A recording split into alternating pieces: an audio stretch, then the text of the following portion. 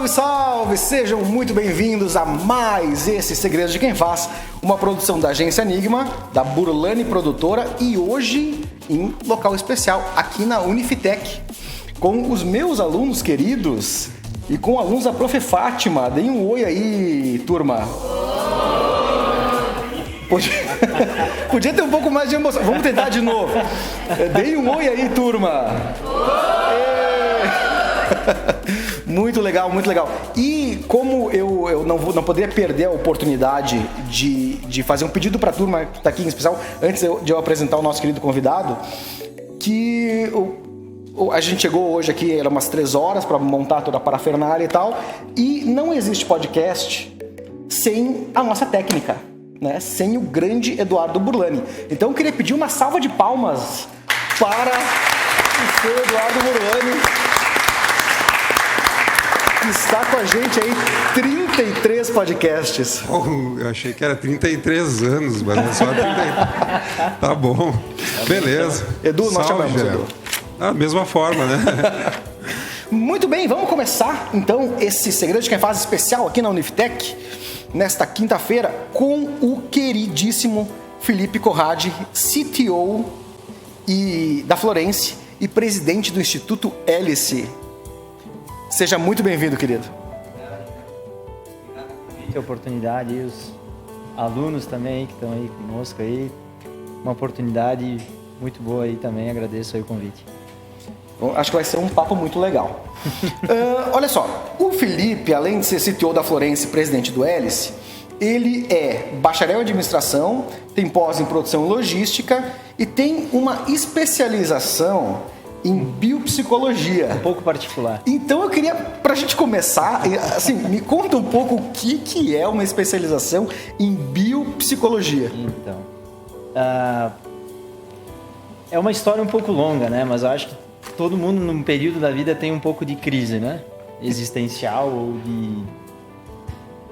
de entendimento do que está fazendo aí nesse universo. E foi durante esse período que eu busquei essa especialização no Instituto Visão Futura, lá em São Paulo, que basicamente é uma imersão interna nossa, né? A gente se autodescobre e estuda o Tantra Yoga. Mas a gente tem uma visão do Tantra Yoga um pouco o quanto errada, né? Quando a gente fala Tantra Yoga, parece que já é Tantra, a gente já lembra uma outra coisa. Eu não perguntaria. Não comentaria. Não perguntaria sobre isso, né? Mas foram 2 imersões que eu estive lá nesse local, e onde a gente aprende, claro, obviamente, a se compreender nosso ser, nossa existência, nossos problemas, nossas dúvidas, aprende a lidar com essas frustrações e tudo mais, e basicamente muito sim evidenciado em meditação, yoga e autoconhecimento, né? Então, super recomendo. Que legal. E aí tem toda uma filosofia por trás, são estudos dos Vedantas que vêm 4.500 anos antes de Cristo, né? São povos antiguíssimos que tinham uma base alimentar, espiritual, de convivência muito evoluída já naquela época, né? Tanto que isso agora está voltando, né? A gente tá retomando algumas coisas na sociedade ligadas a isso. Então foi muito positivo para me entender, né? Naquele momento o que eu estou fazendo aqui. Acho que é básico, né? Quem é que nunca encostou um fio aí, né?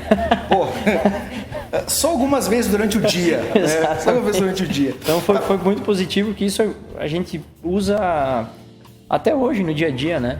É uma forma de se perceber. Então não é que a gente sai de lá um guru ou numa divindade, mas a gente se auto-percebe, né? Então tu percebe quando tá frustrado, percebe quando tu tá com raiva, tu começa a respirar, não tô respirando, o que tá acontecendo, preciso me afastar. Então é uma forma positiva de se autoconhecer. Acho que esse é o maior legado aí do estudo. Aí. Que legal. Sabe que eu conversava esses dias com um empresário amigo, enfim, e nós conversando e a gente citou aquela frase que a primeira coisa que um gestor tem que gerir é ele mesmo, né? Exatamente. Porque se um gestor não conseguir fazer a gestão dele mesmo, não consegue fazer da equipe nem da empresa. E não é tão simples assim tu gerir a si mesmo, né? Porque todo mundo é humano. E às vezes a gente passa por momentos durante o dia de variação de humor. Imagina, todo mundo tem às vezes algum pensamento, uma crise um pouco mais. E daí a gente chegou nessa conclusão também, que como é necessária a figura do psicólogo, né? Desse acompanhamento pro gestor, porque o gestor tem que ser sempre afiado. Total.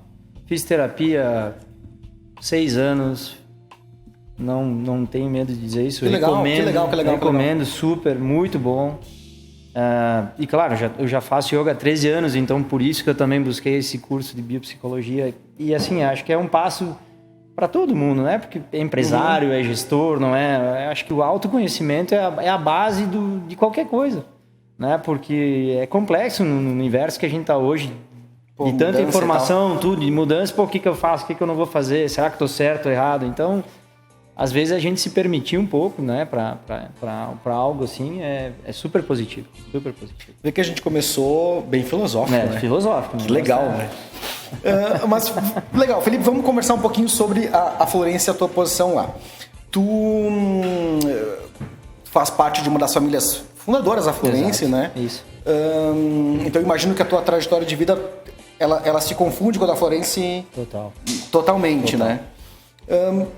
Me conta assim, dá um parecer rápido para a turma de como é que foi essa trajetória, assim, porque até às vezes quando a gente fala de sucessão, inclusive eu acho que as duas turmas viram uma palestra sobre sucessão, né, numa quinta-feira passada.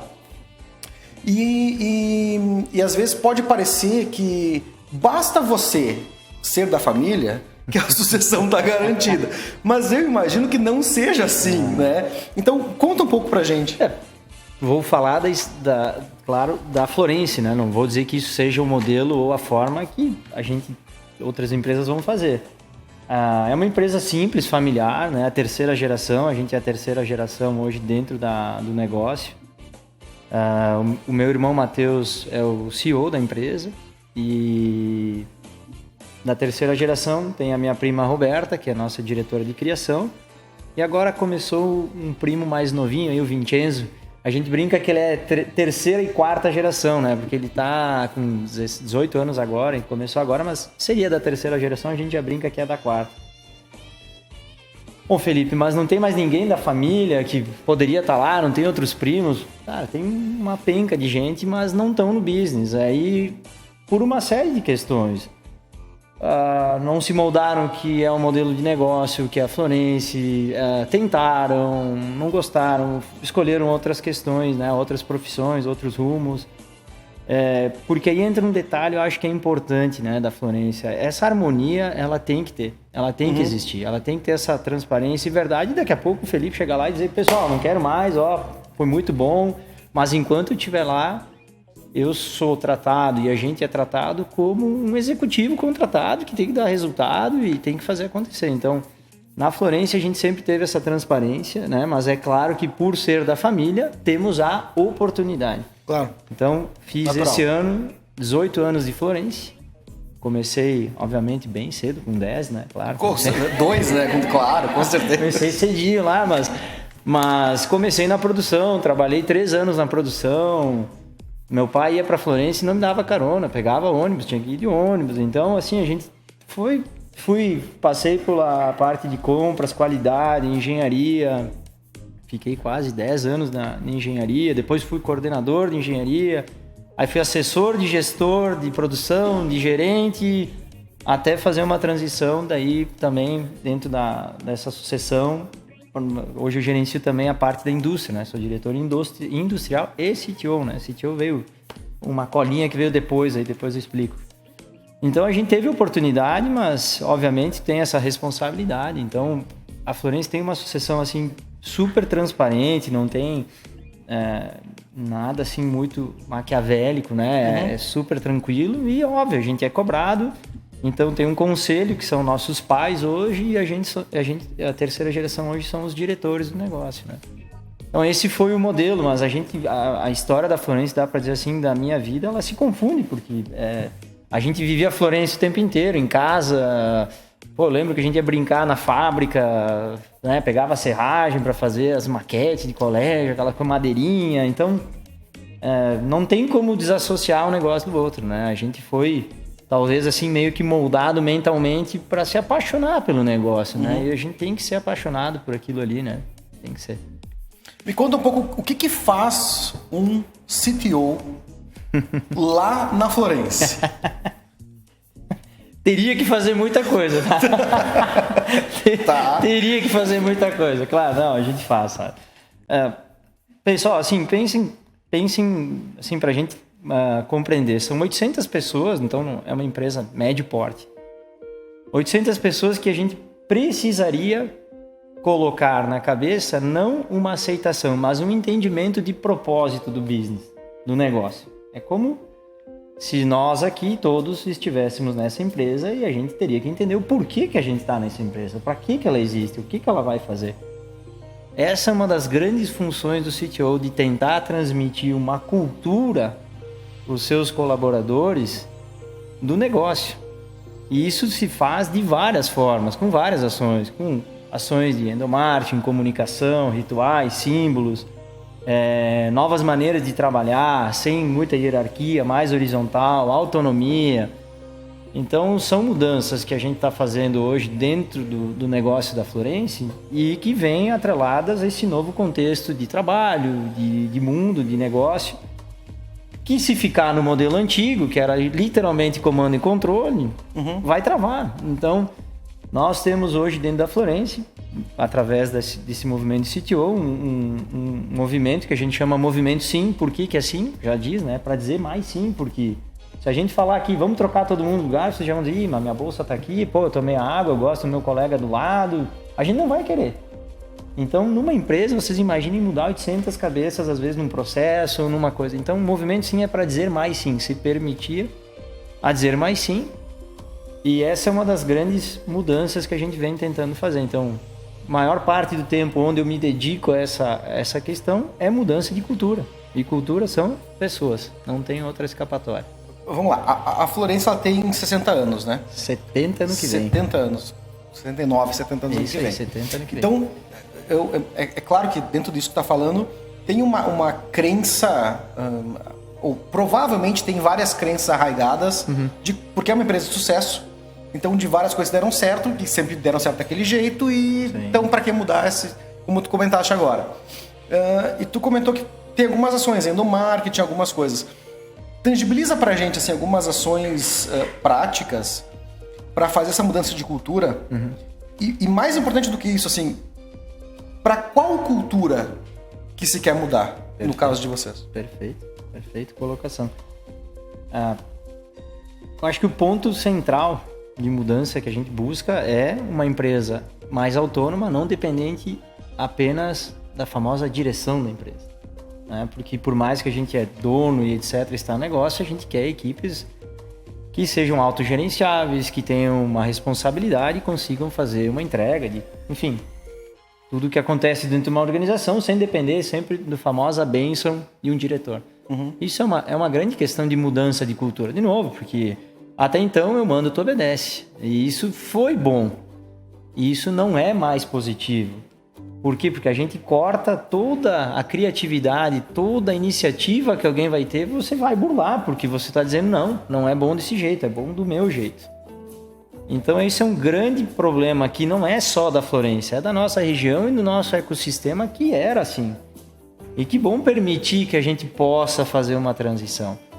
Então, o que a gente está fazendo? A gente tem hoje um grupo de gestores, que existe uma estratégia da empresa, um modelo, e eles estão definindo quais são os projetos prioritários. Pela primeira vez na empresa, a gente está definindo junto com a gestão os projetos prioritários. Legal. Fazendo um trabalho de definir isso junto, criando fóruns de apresentação de projetos, uma didática de entrega de projetos. Por quê? Porque aí se trabalha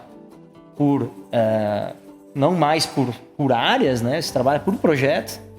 Então essa é uma grande mudança de cultura. Eu estou fazendo fóruns de projeto, apresentando, é como se a gente estivesse aqui apresentando o nosso projeto para todos os outros colegas. Imagina isso, né? Mas vou me expor, vou falar, né? Meu projeto. E até então isso era tratado eu e você lá numa sala, ninguém sabia de nada. Então é uma mudança de cultura muito grande para nós. Abrir, fazer gestão aberta, né, por projetos definidos em conjunto com as pessoas, né, estratégicas da empresa. Então essa é uma grande mudança que a gente está fazendo justamente para que saia do comando e controle. Né? Então sim, né, Jean? Acho que esse é o mais visível agora de momento que a gente tem. Tem ações menores, mas essa acho que é de maior impacto, sabe? E nesses projetos vocês usam a gestão de projeto, o PMO, enfim, ou o Scrum? Scrum, PMO, Kanban, aí tem a figura do PMO que faz a condução e tal, né? A gente usa Kanban visual, aí claro, a gente usa uma ferramenta online, para não tem espaço para botar tanto Kanban. Usa o método Scrum, né? Que é para fazer aquelas reuniões semanais, diárias, aí tem todo também o prospecto, a gente tem um pipeline para fazer isso aí também, aí dependendo a gente pode resolver algumas coisas internas, que é um intra, ou faz um Open Innovation, conecta fora com startups ou empresas que possam solucionar também aquele projeto ou aquela dor. E aí você vai tendo veículos que você consegue trabalhar de forma distinta, né? Me conta um pouco como é que é a experiência da gestão de projeto na prática, assim. Porque, vamos lá, pelo menos pelo que eu vejo, as empresas têm uma dificuldade muito grande em procedimentalizar o processo e em conseguir acompanhar para que o projeto seja entregue nos prazos, nas datas. Complexo. Conta um pouco como é que é a experiência de vocês lá, porque às vezes, usa o Scrum, né? Usa o Scrum, enfim. É tudo lindo, tudo maravilhoso. Faz as reuniões, é tudo incrível. Sim. Mas na prática é a prática, né? Sim. Eu acho que tem uma questão que talvez é da nossa até sociedade, que todo mundo tem ideias. Pô, ideias vocês vão ter várias. Agora, tirar essa ideia do papel e botar ela em prática, ou seja, ter início, meio e fim, gestão de projetos com entregas, é mais complexo. Né? Ainda mais numa empresa que tu precisa uma parte do outro e tu tá lidando também com o famoso dia a dia. Então aí entra uma questão talvez vital da gestão de projeto, que é a gestão de tempo. É saber usar uma ambidestria. Então eu sei que eu tenho que rodar o modelo atual, que eu tenho que entregar e não pode parar, porque se parar a empresa não fatura, vai lá embaixo. Mas e como é que eu faço ao mesmo tempo para me dedicar para uma coisa completamente nova, que é um projeto?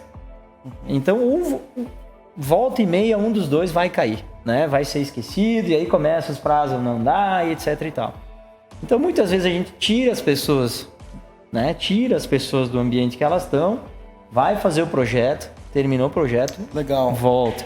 Isso é um modelo que a gente está tentando agora aprimorar. Tipo um esporte, tu imagina eu chegar lá, tu é o gerente da contabilidade, tu imagina eu chegar lá e dizer, Jean, 1 ano eu vou tirar teu cara daqui para fazer um projeto. Legal? Não vai. Não, mas com esse cara aqui, quem é que vai fazer o que ele faz? Era uma briga, Não precisa emitir as notas mesmo. Complicado, mas é complexo, né? Não é fácil, mas a gente está entendendo que esse é um modelo para os projetos super estratégicos fazer dessa forma. Outros a gente vai ter que ter lá, então, dito que sexta-feira à tarde é o dia do projeto e o cara tem que fazer o projeto. Então, volta e meia, tu tem que arbitrar, né, algumas questões nesse sentido, porque senão os projetos vão para a geladeira, né?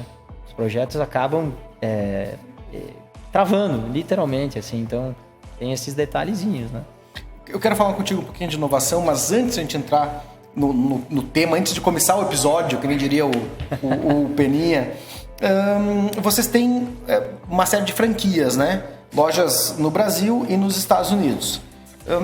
Como é que é a gestão das franquias? Tu participa de alguma forma da gestão das franquias?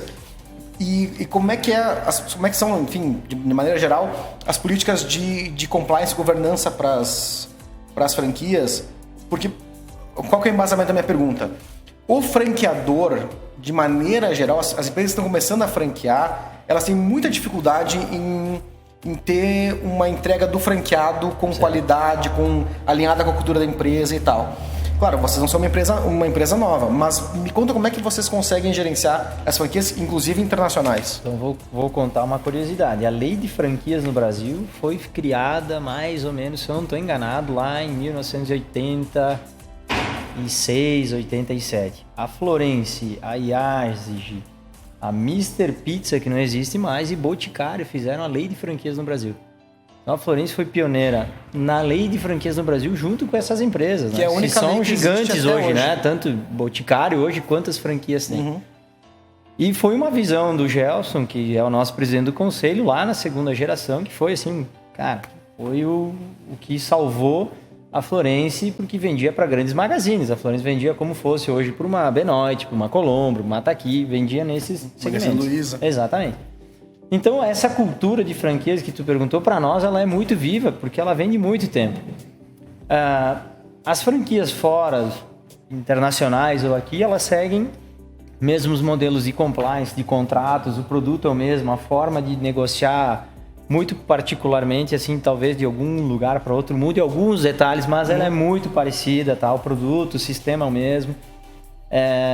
Mas aí existe sim uma grande sabatina para os franqueados, mas acho que o DNA da Florence, que é muito enraizado, tem uma coisa muito positiva. Nós temos franqueados longevos que hoje estão em segunda geração, né? Então são mais de 35 anos de rede de franquias, né? Muito tempo. A Florence tem então uma expertise muito boa nisso, né? E não existe assim uma lógica, né, pessoal? Acho que é complexo tu dizer, como é que esse cara vai dar certo no modelo Florence e esse não vai dar? É difícil. Mas existe um feeling, existe todo um procedimento aí que a gente faz junto na área de auditoria comercial, que é traçado um perfil, mais ou menos a gente tem assim um modelinho que não é segredo. O melhor é marido e mulher, casal, né? Para ser o franqueado para trabalhar junto, é fantástico. Essa dupla funciona com maestria. Geralmente a mulher é financeira e comercial, né? Porque no mundo do móvel, quem define a compra é a mulher, né? Obviamente. Ela define. Eu arrisco. Talvez não somente só no mundo do móvel, mas ok. Mas a mulher tem um poder enorme na compra do móvel, né? Na definição de cor, de modelos e tudo mais. Então essa sensibilidade para nós aí na dupla da franquia é muito positiva. Geralmente o homem é instalação, é pós-venda, é parte técnica, né? Ainda tem tino comercial, obviamente, mas a gente busca isso, busca também, claro, pessoas que estão crescendo na vida, que tenham já que não tem uma condição até às vezes financeira tão boa, porque às vezes isso acomoda, né? Então, e depois tem uma série de outras questõezinhas aí, mas acho que é isso. E a venda de vocês hoje é só feita via franquias? Somente franquias. Existe um modelo de venda direta, né, que a gente chama, mas isso é irrisório, assim. Não... E o internacional é exportado? Exportação. Não é produzido fora? Não. Faz toda a produção aqui, na planta aqui de Flores da Cunha, e depois é exportado. Quero fazer uma pergunta sobre isso também. Logisticamente, não é um desafio, porque tu tem só a produção na planta de flores, isso, né? Não é um desafio logístico? Por exemplo, se tivesse uma planta em São Paulo ou em Minas para atender o Brasil mais centralizado logisticamente, não seria melhor? Talvez sim. Mas aí tu tem uma característica, né? Que até esses dias a gente estava falando com alguns empresários lá, que é a nossa raiz, é o nosso DNA, né? Sim, o nome da empresa, né? Florence. Flores da Cunha. Produzida onde?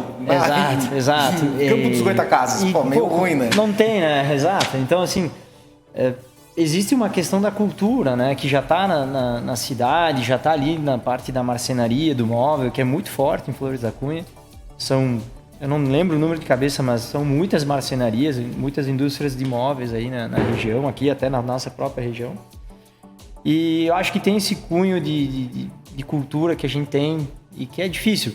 Teria incentivos, talvez, de algum imposto, ok? Talvez transporte fique mais centralizado, mas não é que faz a diferença, tá? Não é que faz a diferença. Legal. Última pergunta ainda sobre as franquias para a gente ir para o tema de inovação e começar, de fato, o episódio. A gestão comercial, ela... Porque vamos lá, toda empresa tem meta de vendas, né? Tem que vender X, tem que produzir X e tal.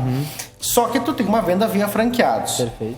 Então, como é que é administrado isso? A tua meta é nos franqueados, é sobre os franqueados? Porque o franqueado precisa de ajuda para vender também, bater a meta dele. Perfeito. Conta um pouco como é que é essa relação comercial. Tem um planejamento de vendas que é feito, obviamente, por região. Né? Ele começa mais macro, região, depois vai cascateando até chegar na franquia. Mas a gente tem dividido em regiões e por franquias. O que a gente utiliza? Métricas de 5 anos, joga isso para frente. Tu faz também pesquisa com os franqueados. Então a gente tem metas de vendas, obviamente, mensais, por região, por franquia. É um modelo incerto e certo, é meio ambíguo isso, mas Porque tu tá lidando com um mercado que não é comprar um par de calçado, né? É uma coisa customizada, é complexo. A venda às vezes demora 90 dias para ser concretizada, tá em obra, tem que definir cor, a pessoa viaja, não voltou, vai fazer mudança. Então, não é uma ciência exata, mas a gente tem uma métrica e consegue seguir ela. Óbvio que daí o comercial vai jogando, aumenta desconto, faz isso, faz promoção, faz alguma coisa para poder fechar essas lacunas de venda, né, e de metas, mas existe esse planejamento e existe um departamento ali, uma área que faz essa gestão. E vocês nunca foram tentados a voltar para o modelo de vender para as magazines? Não, isso vou te dizer que impossível. Impossível porque é um outro modelo. Não estou dizendo que é errado, funciona, tem empresas só que é uma outra produção, super vencedoras que fazem isso. Mas a gente achou uma nicchia, né? Um nicho aí, que em italiano diz nicchia, né? Falei italiano o dia inteiro, pessoal, então eu estou pensando em italiano. E existe esse nicho que a gente conseguiu encaixar bem, né? Que é um nicho do móvel planejado, customizado, atendimento diferenciado e que tu não depende de um terceiro, né? Tu não tem um entreposto aí para fazer a venda. Então, acho que esse modelo da Florence está bem consagrado. Foi tentado nesse meio tempo, vamos abrir uma marca B, vamos abrir uma marca C para tentar chegar nos clientes que a gente não consegue, mas aí nós fazíamos o móvel da categoria, vamos dizer, C, para dizer assim, uma coisa mais clara, ficava mais caro que o que a gente já tinha no A. Por quê? Porque o DNA da Florence é fazer coisa boa. Aí nós brigava, pessoal, mas não é para fazer coisa barata. E não funcionava, então a gente tentou fazer modelos assim, criar linhas B de armário, de cozinha, foi feito um monte. Acho que chegou um ponto que a gente aprendeu e só foca no que tem que focar hoje mesmo. Interessante, sabe? A minha pergunta é bem nesse sentido, porque a empresa às vezes ela tem uma vocação clara, sim, né? Ajustou, a cabeça das pessoas pensa de um jeito, a produção é daquele jeito, a entrega é daquele jeito. Só que a tentação para o gestor de vender um pouco mais num nicho onde ele não está, às vezes leva a fazer umas decisões meio equivocadas, assim, de fazer uns testes que tu, se não tivesse feito aquilo, talvez tu teria trabalhado melhor no teu core, que tu já Perfeito. Manda bem e seguido adiante. E é interessante porque, claro, eu imagino que, tu olha o mercado das magazines, é um mercado multimilionário, e claro que pode dar uma tentação. Claro, a gente visita essas empresas. O que o cara corta de chapa, vamos dizer que é tipo esse material, claro, não é esse que a gente produz. O que eles cortam num dia, eu corto num mês, pô. Daí o cara diz, nossa, cara, esse cara deve ganhar horrores, né? Aí eu vou ver a margem de lucratividade dele é menor que a minha. Então ele tem que manufaturar muito mais para ganhar o que eu ganho, né? Então, por quê? Porque é outro nicho, né? Vai comprar um armário lá por R$200. R$200 eu não pago uma dobradiça da Florence, mas por quê? Porque é outro nicho. Então, não estou dizendo que está errado. Tem mercado, mas é outra questão. E aí, claro, tu tem uma tentação. A gente diz na inovação sempre, né? A gente tem que cuidar o core. Tem coisas adjacentes que estão caindo de maduro para a gente fazer. Tipo, tá aqui do lado, né? Como a Uniftec tem os cursos delas aqui. E daqui a pouco entrou uma outra possibilidade de fazer um outro curso que está aqui adjacente.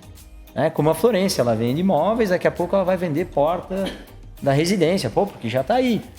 E tem um terceiro, que é o transformacional, que é algo que não está no radar, mas que vai vir. Então, por exemplo, o que faz sentido agregar com o móvel? IoT, inteligência artificial. Isso eu não tenho no meu negócio. Então, daqui a pouco eu vou comprar uma empresa de tecnologia, ou vou incorporar um produto, vou fazer parceria com startups, etc. e tal, para trazer esse negócio. Então, acho que... Mas é o core, é o móvel. A estratégia é o móvel. Eu estou só pegando coisas que não são... produzir o móvel em si, mas que estão vindo aqui do lado e um pouco lá na frente e vou juntar com esse negócio. Né? Então, eu acho que essa é a nossa sacada hoje que a gente também vê e que está todo mundo fazendo, né? E tem empresas que fazem corporate venture capital para comprar startups e aí vai incorporando, enquanto vê, fica aqueles conglomerados gigantes. A Florence hoje é um grupo, então é a Florence, a Volare, a Florence Brands, a Concept, e está nascendo uma quinta empresa agora. Nasceu hoje, até não dá para falar, mas nasceu hoje na Florence o quinto negócio do grupo.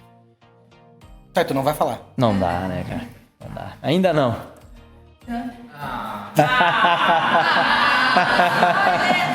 Nem Um spoiler. Nem um spoilerzinho. É tecnologia, ligado Tecnologia, à tecnologia. tá. Ligado à tecnologia. Acompanhe as redes Florença Ligado à Oficial. tecnologia. Vocês vão encontrar. Ligado à tecnologia. Mas é uma coisa transformacional para nós, uma coisa que não está no nosso radar e, obviamente, como eu falei, lá na frente isso vai vir, né? Então, a gente está começando. Isso é um dos modelos também que a gente está fazendo aí dentro do negócio. Vamos falar um pouquinho sobre inovação.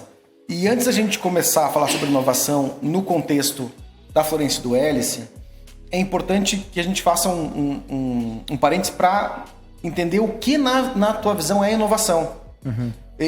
O que na visão tua enquanto CEO da Florence, enquanto presidente do Hélice. Porque, vamos lá, tem a visão schumpeteriana da inovação, da destruição criativa e tal, e tem a visão sobre inovação de muita gente que nem sabe o que está falando, o que é inovação de fato. Uma empresa inovadora. O que é uma empresa inovadora? É pertinente. É pertinente e assim, não existe, talvez, a gente descomplica isso, a gente complica muito a inovação. A inovação não é complicada, nunca foi. A gente inova desde que a gente nasceu. O Matsu, na palestra dele aí da terça-feira, que a gente estava comentando, falou: qual foi a primeira inovação que a gente fez na vida? Vocês acham, hein? Quem é que fez a primeira inovação que a gente fez? O que a gente fez? Respirou, chorou, depois fez um 2, fez um 1. Tudo isso é inovação, que eu nunca tinha feito. Eu nunca tinha escutado, nunca tinha feito outras coisas, não tinha enxergado. Então inovar, claro, fazer uma inovação incremental, radical, que é uma coisa que não existe, é criar uma tecnologia assim. Sim, isso existe, tem pesquisa, não é tão simples. Mas a gente no negócio, na Florence, diz que inovação é só fazer diferente. É só melhorar. Porque isso permite abrir um pouco, tirar essa grande questão que, tem que criar tecnologia, não. Então a gente tem o Eureka, né? Nós temos um prêmio interno que se chama Eureka. É justamente lá um prêmio de inovação aberta que as pessoas podem sugerir melhorias. E a gente chama que é o nosso prêmio de inovação. Então faz premiação a cada 6 meses para quem deu mais ideia ou que rentabilizou mais a ideia. Por quê? Porque ela tem que ser algo da comunidade. Ela não é do Felipe, porque é CTO. Eu estou ocupando um papel que eu não gostaria nem que existisse, né? A gente tem área de inovação hoje. Eu estou brigando para matar esses caras aí lá dentro. E eles, óbvio, vão permear em outras coisas, né? Senão eles vão escutar isso aqui e já vão ficar tudo apavorado. Júnior, é brincadeira, tá?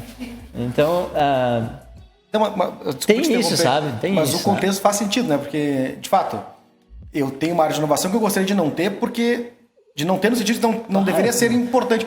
A inovação deveria inovar. Exatamente. Isso, a gente teve a oportunidade de ir no Vale do Silício aí com o Hélice, né? Fazer uma visita lá, e foi fantástico. A gente foi na Amazon, né? E teve uma mini aula na Amazon e a gente perguntou: vocês medem inovação? Cara, não. Mas como é que vocês sabem se a pessoa é inovadora? Não, aqui todo mundo é inovador. Mas então, não, que se o cara não inova, ele não vai pra frente. Tipo, a gente é Amazon. Cara, é enraizado, né? Tá no DNA deles. Aí a gente foi na Google. Vocês medem inovação? Cara, o Google tem métrica pra tudo. Eles têm, é animal, né? A série dos caras tem piscina com correnteza, pro cara nadar, tipo, contra a correnteza. Nossa, isso não tem nem aqui, né? Só se tu te tacar no rio aí, né? Mas eles têm uma outra coisa, eles chegam a medir quem entra na piscina, quantas vezes entra na piscina. A Google tem métrica pra tudo. Aí tu olha a Amazon, não tem métrica. Então, cara, tu pergunta o que é certo. É o DNA da empresa. A pessoa que também entrou naquele business vai se adaptar, né? Mas eu acho que essa questão da inovação, ela tem que ser colaborativa, tem que ser aberta, sabe? Uma coisa que está um termo que está nas tuas falas sobre o Hélice, tu falas em processos estruturados de inovação aberta. Certo. Eu queria que tu explicasse um pouquinho, dentro da visão do Hélice, que é um instituto de inovação, ou para inovação, o que são processos estruturados de inovação aberta? Sim. Aqui, nesse local, 4 anos atrás, a gente fez as primeiras rodadas de teses comuns das 4 empresas, Soprano, Randon, Florence e Marco Polo, quando a gente fundou o Hélice. O que são essas teses? Dores comuns para resolver problemas. E a gente trouxe aqui em 2, 3 dias, eu não lembro quantos dias foram aqui, várias startups apresentando soluções e a gente aí sentado, querendo conectar para resolver alguma coisa. Um processo estruturado de inovação aberta é um famoso pitch, né? Eu vou lançar uma dor para o mercado, né? Posso fazer isso de várias formas, hackathon, pitch, day e assim por diante. Mas eu vou me conectar com uma solução que já existe. Porque o que o gringo aqui, né? O gringo aqui tenta fazer? Eu vou fazer diferente, vou fazer melhor que o do Jean. Tu tem um podcast, amanhã eu vou fazer o melhor que o teu. Fazer um outro melhor. Mas por que não se juntar com o Jean e tentar fazer algo ainda melhor? Então, acho que a gente resolveu enxergar isso de uma forma diferente. Então, esse processo estruturado de resolver dores comuns permitiu que a gente, além de resolver a dor, que de fato a gente estava ali buscando, a gente já viu muitas vezes que essa dor não era nem com a startup que a gente ia resolver, era com o próprio vizinho aqui do lado, que o cara já tinha resolvido, pô. Uhum. E nós criando sistema, pagando lá, né, consultoria, desenvolvendo, gastando lá uma fortuna para chegar lá no final e dizer, puta, não é isso aqui que eu quero, desculpa o palavrão aí. Então, eu acho que é por aí, sabe? A gente tem que criar um processo estruturado e, de novo, aí existe sim, porque inovação tem estrutura, tem base teórica, ela não é feita de qualquer jeito, ela tem que ter um processo, ela tem uma organização, senão também vira confusão mental, né? Então, existe sim formas de fazer isso, seja por Open Innovation, que aí tu vai para Pitch Day, tu pode fazer um hackathon interno, pode abrir várias outras coisas, conectar com ICTs, instituições de ensino, então, acho que é por aí. Legal. Um dos vértices da tua gestão ali no Hélice são as Smart Cities e as Smart Homes. Uhum. Né? Buscar startups, empresas, enfim, que trabalhem com isso. Me conta um pouco de qual é a preocupação que vocês têm ou o que vocês estão buscando dentro desse conceito de cidade inteligente e por que esse é um tema relevante. Tem talvez um parênteses antes, né? O Instituto Hélice está tentando, dentro de uma possibilidade, ajudar nosso ecossistema, e quando falo ecossistema, a região não é só Caxias do Sul, a definir as suas verticais. O que são as nossas verticais? Bom, gente, o que nós somos bons em Caxias do Sul? A gente sabe que tem um polo de mobilidade aqui fenomenal. Andon, Marco Polo, Agrale, e aí vai por diante. Então aí já tem uma vertical. Smart Furniture e Cities, etc. e tal, são algumas coisas distintas. A cidade é porque ela precisa se moldar. Toda a cidade, todo o ecossistema da cidade vai precisar se moldar. Daqui a pouco um 5G, uma conexão com o transporte, que hoje a gente não tem. Então, vou pegar um ônibus aqui. Será que tem ônibus? Hoje será que não tem? Vou ter que ir até a parada. E se eu tivesse um aplicativo? Mas se tivesse algo até melhor que o aplicativo, que eu acompanhasse o destino do ônibus. Está chegando? Não está chegando? Então, a Smart Cities vem para facilitar a vida dos usuários de vários serviços da cidade.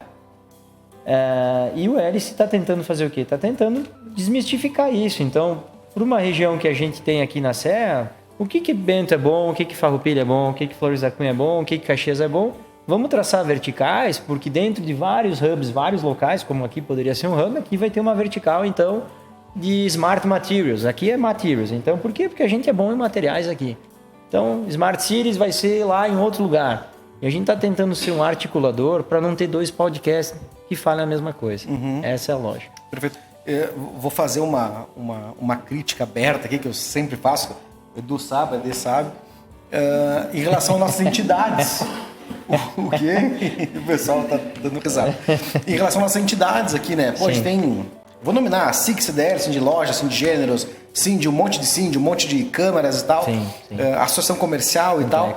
E às vezes lhes falta muito essa visão de... em alguns casos tem...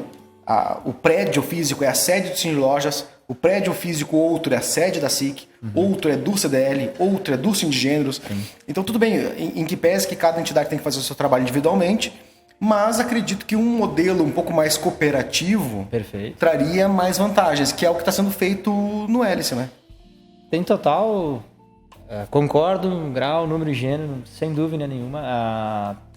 Mas são instituições que nasceram há muito tempo, né? A SIC, se não me engano, acho que é 130 anos. Isso aí. Existe uma história, a gente tem que respeitar também o que aconteceu, mas é claro que eu permeio totalmente da tua afirmação e eu acredito que aí sim tem pessoas novas assumindo essas entidades e que já entenderam isso, né? Já entenderam, já estão fazendo movimento, já estão mudando, já estão entendendo que precisam modificar. De novo, nós como Instituto, falando em Instituto Hélice, a gente vai estar sempre tentando fazer conexão e articulando para que todos esses atores do ecossistema pensem e ajam de uma forma muito parecida do que a gente gostaria, né? Que é o que a gente estava dizendo agora. Então, é complexo isso, sim. Não vou dizer agora nomes ou quem pode, não está certo um, não está certo o outro, mas acho que esse é um caminho sem volta, né? Quem não tiver dentro desse contexto vai ficar isolado. Queria te perguntar também em relação às pessoas, porque as pessoas são quem faz a inovação acontecer. Sim. Né? E lendo uma das tuas falas, você tem uma... pesquisou bem, hein, cara? Pesquisamos. Nós somos uma equipe de... Não, tô com medo aí. Uma equipe de inteligência, né, Denise? Acho que inteligência. Acho que antes dos 20 aí tu não enxerga, até os 25 tu não enxerga nada aí, né? Não tinha internet nessa época, é verdade, nós tava bem, verdade. nessa época não estava bem. É verdade. Não, sabe que a gente tem uma pergunta, não é falar, mas é real, Denise, sabe? Para não fazer as mesmas perguntas que te fazem todas as vezes, em todos os lugares onde tu vai, sabe? Então a gente tem uma certa preocupação, né, Edu? A gente tem uma certa preocupação com isso. Com certeza. Mas tu comentou rapidamente em algum lugar sobre os pilares da tua política de inovação, que seriam despertar, preparar e permitir. Eu achei isso muito bom, eu acho que vale a gente explorar um pouquinho mais isso. Porque são as pessoas que fazem a inovação acontecer nas empresas, né? Então me conta um pouco o que é se despertar, preparar e permitir e como é que ele se tangibiliza através de ações. Sim. A gente buscou essa tríadezinha aí no movimento sim, que é o movimento dizer sim. Mas como é que tu starta uma mudança de cultura numa empresa de 70 anos? Né? Com pessoas às vezes que estão lá 40 anos, 30 anos, 20 anos. Se eu não despertar elas, eu não vou fazer isso. Como é que a gente desperta? Levando para um evento de inovação, mostrando uma outra realidade, né? E eu tenho que depois preparar essas pessoas, né? Preparar elas, então, com capacitações, com métodos, com modelos, com reformulação de áreas, cargos, pessoas, para permitir que elas façam a mudança.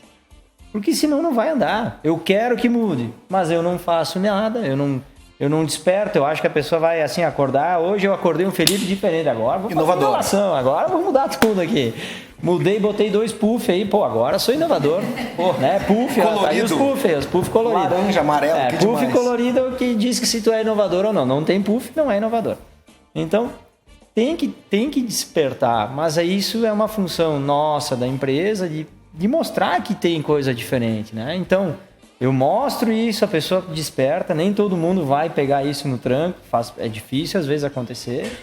Tem gente que não quer e tu tem que respeitar. E essa pessoa não querendo e não fazendo, tá tudo bem. Ela também tem seu espaço, né? Mas aí a gente tem que... Despertou, vou ter que capacitar de alguma maneira. Então a gente está fazendo muitos cursos internos, muitos fóruns, participação de webinars, de outras coisas, formações também, para tu depois permitir que isso aconteça. Bom, permitir, tu cria um modelo, como fórum. O fórum é um modelo de permitir que as pessoas tragam lá coisas, se exponham, tragam soluções, nem que seja furada, mas né, que comecem a ter essa auto-iniciativa para não ficar de novo, eu comando e controle. Então, essa é uma tríade que a gente fez no movimento sim, que é esse movimento de mudança de cultura da empresa. Pô, Jean, daí tu me perguntaria, isso está mais em que espaço da organização? Claro, hoje está no nível mais médio, alto. A base a gente tem o movimento, o programa Eureka e tudo mais, porque é complexo fazer isso literalmente no processo industrial. Como é que eu vou tirar a gente de uma máquina para fazer inovação? E aquela máquina? Então, aí entram outros aspectos, né? Eu achei simples, elegante e genial essa tríade de vocês. Despertar, preparar e permitir, eu achei realmente muito bom. E como é que a liderança tem que ser preparada para fazer isso acontecer? Porque... pergunta simples essa, hein? Sempre. A gente tenta fazer perguntas bastante simples. Como é que tu prepara a liderança para fazer essa tríade rodar? Porque, vamos lá, depende do líder ou de uma liderança da empresa. Eu nem vou falar tanto da parte do despertar e preparar, mas o permitir com certeza. Total. Não tem receita para isso. É complexa, talvez é um podcast só para isso aí, né? Mas eu acho que tem uma coisa simples aí que nós estamos entendendo. Existe um papel nosso, dos donos, dos diretores, de não se meter no jogo. Deixar andar. A hora que a gente toda hora cobrar, toda hora ficar em cima, toda hora... Pô, a gente inibe, a gente quebra isso aí um pouquinho. Então, é um passo atrás até da nossa forma de gestão, né? Porque a gente quer estar vendo tudo, quer saber tudo, quer discutir tudo, quer dar a última palavra em tudo. Quando a gente entende que isso não é mais necessário, que a gente pode confiar e ter um outro modelo, eu acho que esse é um passo inicial para o líder dizer, pô, cara, eu tenho suporte. E aí entra um detalhe que é chave assim, ó, é chave para mim, que é o papel do líder, nós, dos diretores e até dos líderes, como mentores, né? E não como pessoas que respondem, mas que fazem perguntas. Então tu me vem com uma pergunta, eu te devolvo outra pergunta. Mas tu me perguntou se tu pensou tal coisa? Em vez de dizer, não, pega aqui, faz desse jeito. Porque aí tu tá de novo, tu tá dando a resposta e o cara, toda vez que ele tiver no aperto, o que ele vai fazer? Eu vou perguntar pro cara. Sim. Mas lá fica dependente da liderança. Então, esse passo atrás de sair do jogo, de deixar o pessoal até errar, se quebrar literalmente, né? O famoso erra rápido ali do método startup. Esse eu acho que é o feeling inicial para que o líder gire o negócio, entendeu? E faça esse modelo de inovação, que ele aí ande. Parece simples, né? Mas não é. Não parece. Parece bem complicado. Esse é o maior detalhe, porque é natural. Eu sou dono, eu quero saber tudo, aquela coisa e tal. E pelo menos é a minha visão. Eu não me enxergo como dono, né? Eu vou lá, eu lixo peça, eu pego peça, eu quero estar junto, porque quero ser parceiro, quero ajudar, mentorar, né? Então, um dos grandes papéis que eu faço é esse, tentar mentorar pessoas para que elas cresçam. E que sejam melhor que eu. Sempre, toda hora eu digo, a minha equipe, eu preciso de pessoas melhor que o Felipe. Se tiver alguém melhor, eu cedo na hora, minha cadeira, vem, pega, vou fazer outra coisa, vou tentar ser melhor em outra coisa. A gente começou falando da imersão que tu fizeste lá sobre biopsicologia. E eu quero fazer um gancho com o que a gente está falando agora, porque isso que a gente tem na Serra do empreendedor ser o fazedor, né? Certo. Nasceu assim, né? Empreendedorismo, assim. Vou fazer isso aí. Ele veio da fábrica, né? Veio de chão de fábrica. Ele fabricava negócio, ele mexia na injetora, ele lixava os móveis e tal. Total. E tu também tem uma trajetória que passou pela produção. Mas hoje tu enxerga que, legal, a tua função como liderança é muito mais uma função de mentorar. Inspiracional, né? Inspiracional. E pra ti, como é que é esse processo? Como é que foi esse processo de ou assim, dá uma dica de como é que é para que se consiga se libertar um pouco de ser fazedor. É complexo, porque eu sou um cara extremamente organizado, metódico, etc e tal. Claro que não é agora mais tanto, porque quando eu tinha menos funções, era muito mais. Mas tu começa a ver que a coisa é tão grande que tu não tem como estar olhando tudo, supervisionando tudo, compreendendo tudo. Então, aí começa a entrar aquela questão da confiança, né? Dos processos mais estruturados e tudo mais. Então, acho que um passo inicial que a gente deve fazer para chegar nesse ponto é tu entender que tu precisa e tem uma equipe que vai te ajudar nesse processo. Né? E que tu tem pessoas que entendem a filosofia, entendem o conceito e que precisam tomar a decisão. É simples isso, Felipe? Não, porque volta e meia o Felipe cai lá pro papel dele e, pô, hoje mesmo eu tava numa reunião, quando eu vi eu tava lá palestrando, não. É complexo, né? Mas algumas vezes tu tem que direcionar. Faz parte também. Então, acho que é isso, né? Não é simples, mas eu diria que é por aí. É ter uma estrutura, uma equipe que te ajude para tu poder se afastar desse dia a dia, né? Porque é impossível isso. Impossível. Tu não vai conseguir fazer. E aí é o pior, né? Aí que as coisas engessam, porque tudo vai ter que esperar que o fulano dê o sim, o não, né? Então, volta e meia, um gerente meio vem, Felipe, eu vou sair mais cedo hoje. Cara... Por que tu tá me perguntando? Sim, perfeito. Hoje mesmo, uma pessoa da fábrica me parou o motor tal na máquina. E estamos com um problema aqui. Aí eu pensei, por que ele mandou para mim? Porque eu devo ter cobrado dele uma vez alguma coisa que ele mandou para mim, se sentiu na obrigação de dizer, como é que eu não vou avisar? Então, é um aprendizado. Legal. Eu queria falar também como a turma que nos assiste, os meus guerreiros... Os meus guerreiros que estão aqui hoje, os espartanos. Os meus espartanos, a turma é uma turma de marketing, né? Então eu não deixaria de falar sobre um pouquinho de marketing, especialmente porque a Florence trabalha num mercado numa classe de renda, um consumidor com um nível de renda que exige marca, né? Perfeito. Que exige um bom trabalho de marca. Perfeito. E a Florence faz isso há muito tempo. Queria que tu contasse um pouquinho pra gente como é que é a visão de vocês de marketing da empresa e do cuidado com a marca que vocês têm e como é que isso transborda para os franqueados e para os materiais de marca e tal. Sim. Tem um zelo muito grande, né? Aí é mérito total da Roberta, aí, que é minha prima, e da equipe da Florence Brands, que é essa empresa que cuida todo o branding, toda a marca, gestão da marca, junto com franqueados, desde modelos, de fontes, de materiais de divulgação, vídeos, promoções, campanhas, programas. E, cara, eles têm aí, claro, tem uma agência que suporta tudo isso, que auxilia, mas a marca sempre foi algo importante para nós, né? Ela é talvez assim o que a gente mais tem respeito dentro do negócio, como até estratégia. Como é que a gente faz a gestão dessa marca? Além de tudo isso que a gente fala, que veste, que bota isso num símbolo, num processo, é respeitar o nosso legado e estratégia de fazer bem feito. A gente diz hoje, qualidade todo mundo tem que ter. Se não tem, não está no negócio. Mas para a Florence, a qualidade é algo mais do que só a palavra qualidade, né? A gente brinca, né? Pô, a gente quer a grama da Florence cortada. O cordão tem que estar pintado. Eu tenho que ter um transporte bom. Eu tenho que ter um restaurante, o nosso restaurante, o pessoal faz a massa. A massa é feita dentro de um pastifício dentro do restaurante. A pizza é feita lá. Convido, estão todo mundo aí. Até vamos já...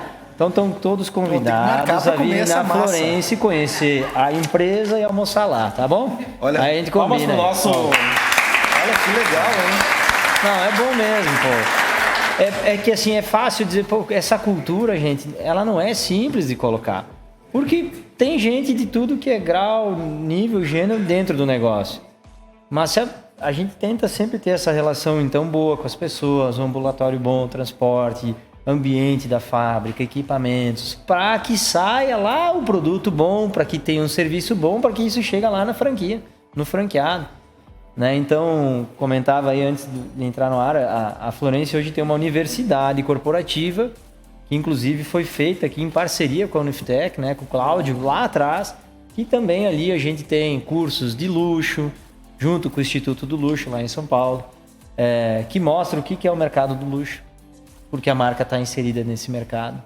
Formação para vendedor, para montador, para gerência, porque tu tá lidando com todo esse contexto, né? Então, é um zelo muito grande que a gente tem com a marca. Ele substancialmente é refletido em produto, em serviço, mas tem todo esse back-office que a gente faz, que, pô, a gente tem uma pessoa hoje dentro da Florence que ela passa o dia inteiro limpando o duto. Pó, sujeira. Tem mais uma pessoa que é o dia inteiro pintando as marquinhas no chão, né, para andar, né? Por quê? Porque é o nosso DNA, né? Então tem piso quebrado, vamos arrumar. não pode ter sujeira no chão. Vai ter, claro, né? Vocês vão ver agora que eu convidei, né? Não vai estar tudo perfeito, não é a Disney, né? Não vão chegar lá de Felipe, aí, não, tem os problemas. Não tá pintado ali. Mas assim, eu acho que é uma cultura, né? E quando a gente tem essa cultura do bem feito, do detalhe, né? Desse zelo pelas coisas, ele vai chegar no produto, né? E na marca. E na marca. A marca vai ser uma consequência de tudo isso. A marca é uma consequência de tudo isso que a gente está falando. Sim, o marketing, eu concordo 100% contigo e te ouvindo falar, de fato, é verdade na Florence. O marketing tem que se basear no que de fato a empresa é e acredita, né? Exato. Porque exato. se tu só der um banho de marketing na empresa, um banho de propaganda, o consumidor vai perceber que aquilo é uma coisa artificial. Nós fomos, assim, doutrinados, assim, o Gelson, que é o nosso presidente do conselho, e o Matheus, hoje nosso CEO, reforçam muito a empresa verdadeira, a verdade verdadeira. Parece meio ambíguo, mas de novo, é difícil tu ser o que a gente sempre fala, né? Então é importante que o que a gente mostre que seja verdadeiro, a gente o máximo se esforce para que seja de fato, né? Então, a gente fez o restaurante que eu comentei, que eu os convidei, a gente mudou no final do ano. Então, mais ou menos aí a gente gastou numa reforma aí quase passa de R$500 mil no restaurante, mas pro nosso colaborador paga R$3 a refeição, R$3. Vocês vão ver onde vocês acham uma refeição daquelas por R$3. Não, massa feita já me chamou a atenção. Vou tentar fazer pizza para vocês nesse dia aí. E assim, gente, é real. Agora então a gente colocou uma startup, que é a Murbi aqui de Caxias, no nosso transporte, que é o que eu falei antes. Então eu saio de casa, eu abro meu aplicativo, eu vejo onde é que está o ônibus da Florence, quanto falta para chegar na minha parada. Na hora que eu entro no ônibus eu consigo ver minha rota, né? Me conecto ali. Então nós lá no Recursos Humanos a gente tem as rotas online. Pô, por que esse ônibus não parou aqui? Esse ônibus tinha que ter parado nessa rota. A gente tem o itinerário dele, tinha que ter parado aqui. Como é que não parou? Aliás, se parou, ficou quanto tempo parado? Ficou meio minuto. Não, mas peraí, quem é que embarcou em meio minuto? Mas isso não é para prejudicar o cara do transporte. É para ajudar ele, sabe? Para que tenha um serviço melhor. Tudo isso agregado vai fazer a marca ser boa. Então o jaleco tem que ser bom, a trena, que o trabalho tem que ser bom, os EPIs são os melhores possíveis. Tudo isso é custo e tudo isso reflete depois no que a gente quer entregar, né? Pra gente fechar e depois abrir para perguntas, o pessoal tem mais duas perguntinhas para te fazer. Primeiro, tu trabalha no mercado de luxo, como é que tu tá vendo o consumidor? Qual é o olhar que você tem para o consumidor desse segmento? E mais ainda, o novo consumidor que está chegando. Perfeito. Né? Qual é que é o olhar que você tem enquanto empresa, enquanto marca, enfim, para o consumidor? Sim. Uma pergunta simples também. Simplista. Mas a gente já tem um perfil traçado hoje de cliente, né? Que consegue atender dentro do que a gente tem de portfólio de produto. É claro que é um cliente extremamente exigente, personalizado, que está ditado pelo mercado não só do luxo, mas da moda, né? Mercado da decoração, alta decoração. E aí entra muito a persona do arquiteto, né? Que intermedia muita venda na Florence. É indicação de arquiteto, vem através do arquiteto. Então a gente tem um cuidado muito grande de manter uma relação muito boa com esses profissionais, né? Porque eles acabam sendo os nossos indicadores. Então hoje, se você perguntar, Felipe, quem é teu cliente? É quase que se eu te dissesse que é o arquiteto. Perfeito. Ou o design de interiores. Ele influencia Ele é o maior muito. influenciador, porque ele vai depois trabalhar o nosso cliente. 90% das vendas, 92%, é via arquiteto. Então esse é o nosso público. Tudo bem, aí a gente está dizendo assim, Felipe, mas o público que está vindo talvez está pensando num outro modelo de mobiliar a casa, de querer um móvel mais solto, né? O do it yourself, tu mesmo pega, tu mesmo monta. Ok, mas o nosso, de novo, não é o meu nicho. Perfeito. Não é o meu nicho. Então o nosso público, por mais que vá mudando geração, né? As que estão vindo e que já estão aqui consumindo, a gente entende que ainda vai existir o mercado do luxo, que no mundo sempre existiu. E que nós achávamos com pandemia que isso ia ser digital. Não, o mercado de luxo é físico. Ele pode ter ferramentas digitais para ajudar na venda, no pós-venda, no processo.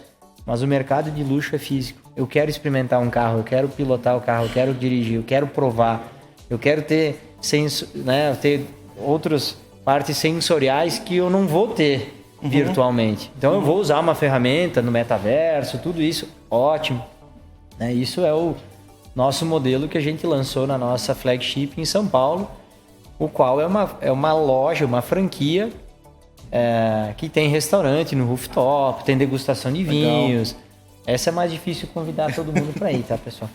Mas quem estiver em São Paulo, e quiser conhecer a loja, ela tem exposição de obras de arte dentro. Então é como se tu entrasse dentro do museu, que tem móveis, que em cima tem um restaurante, abaixo tem a adega, charutaria, toda essa parte. Estão pensando agora em colocar um salão de beleza para as mulheres. Então o cara passa o dia inteiro lá.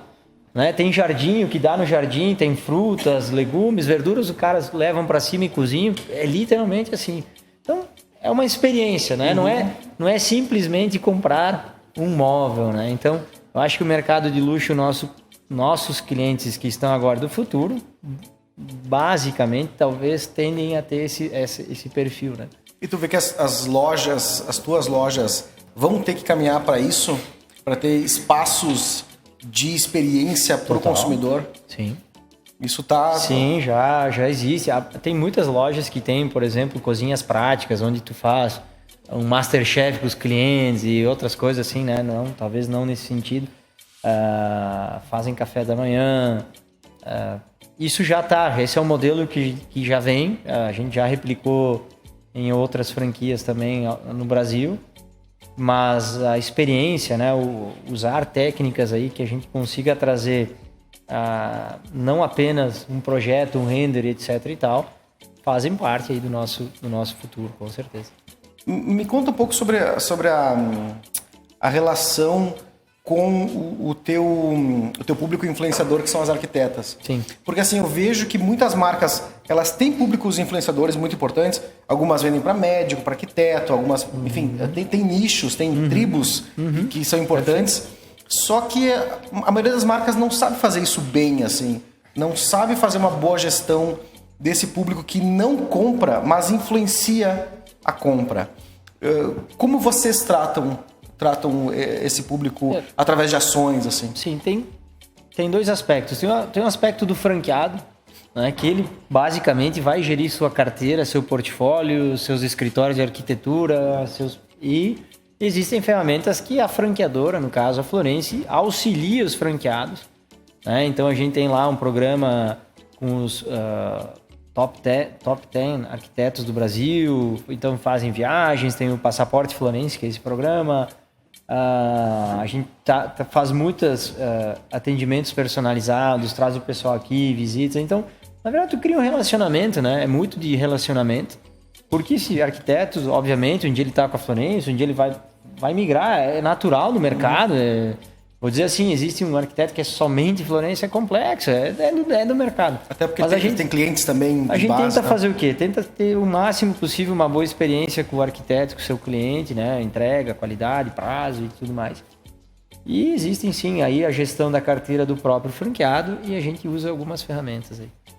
Antes a gente abrir para a turma, eu não sei nem quanto tempo já temos de podcast. 1h04 minutos. Vocês estão bem, hein, pessoal? Tá bom, uma horinha passa voando. Bem. Uma horinha passa voando. Ninguém dormiu, já tá bom. Já é uma baita. Pelo menos visualmente ninguém dormiu ainda.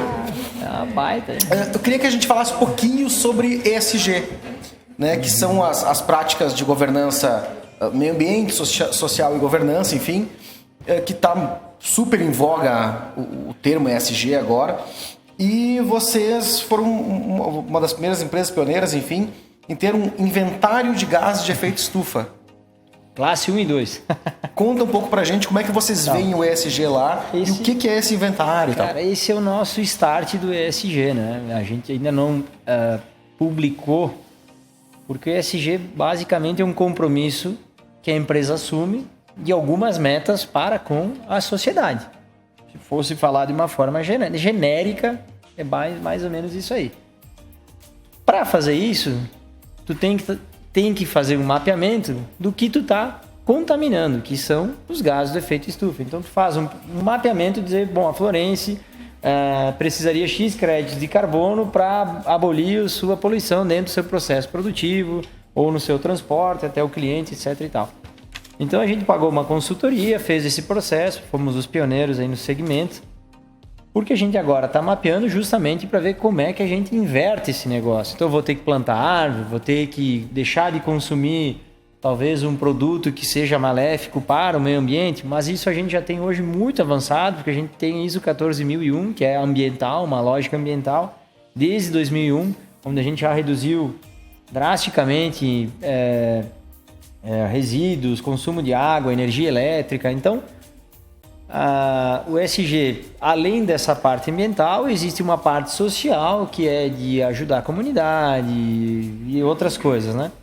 Então, no ESG, agora a gente fez esse primeiro passo e para o ano que vem a gente está planejando aí sim divulgar o nosso ESG de forma aberta aí, sim, para a comunidade e, enfim, dar esse passo a mais, porque eu acho que aí tem uma questão de comprometimento da empresa, que isso a Florence, precisando ou não de ESG, já faz, que é se comprometer com a sociedade, né? A gente auxilia muito a sociedade em vários programas e coisas, então é estar comprometido aí no meio, né? E não apenas na parte ambiental, né? E se tu, já fazendo me somando ao coro do ESG, né? Quando tu divulga um relatório de ESG, né? De preocupação com ESG, sendo que tu não é uma empresa listada em bolsa, então tu não tem essa obrigatoriedade, vamos lá, com acionista e tal, quando tu faz isso, tu tá tendo um impacto muito positivo nas empresas ao redor, né? Perfeito. E na comunidade ao redor. Tu tá, de fato, inspirando as pessoas a terem um olhar ambiental também. Perfeito. Entra muita mudança de cultura, né? De liderança. Então, vamos ter mais lideranças mulheres na liderança, que é uma coisa que a gente quer, mais diversidade. Tudo isso acaba permeando, porque dentro de um contexto novo de trabalho, maior diversidade é melhor. Quanto mais gente pensar diferente, mas que entenda a estratégia, melhor. Porque senão eu vou ter um buraco aqui e todo mundo vai cair dentro do buraco. Não adianta isso, né? Eu vou desviar, vou botar uma placa aqui alertando, ó, cuidado do buraco, eu vou ficar aqui todo mundo, ó, buraco! Então, né? É isso. Sensacional. Temos perguntas da turma, vamos abrir para perguntas. Antes da gente fazer o quadro final, 60 segundos a gente faz no final, depois... Tá, Edu? Depois das perguntas. A D tem um microfone pra turma? Vai pegar o microfone. Olha, que bonito, hein? Que legal. Obrigado, Gê. Levanta a mão aí quem quiser fazer uma pergunta. Ó, já temos... Opa. Minhas vítimas. Meus guerreiros. O que eu percebo pra vocês? Acho que não tá ligado. Vai no Não, acho que tá pegando, mas talvez não saia ali só. Pode falar. O que eu percebo para vocês? Não é complicado fazer tipo um planejamento a curto e a longo prazo, por se tratar de um nicho muito específico assim de mercado? Não se torna meio complexo um planejamento para vocês? Teu nome, por favor? José. Excelente. Nós estava segunda-feira na reunião com um conselho falando de planejamento.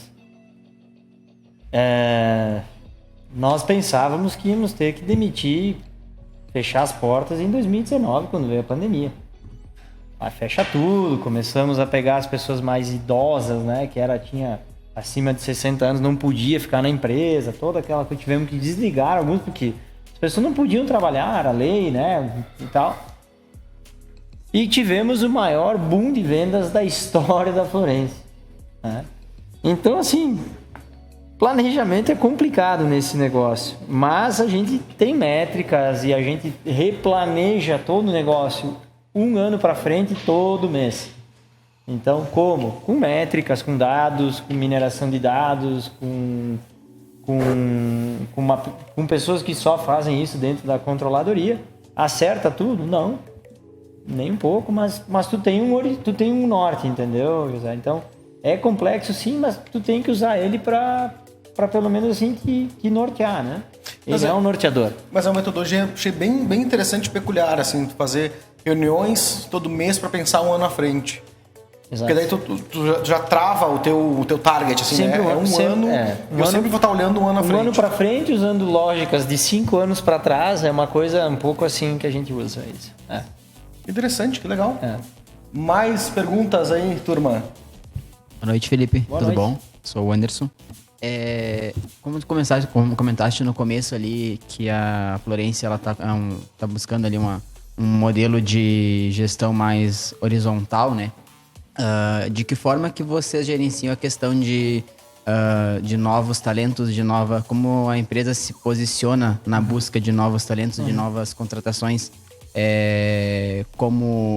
que parâmetros utiliza, né, para chegar a ter uma contratação nova, sendo que ela vai conseguir se adaptar no modelo de gestão da empresa. Perfeito.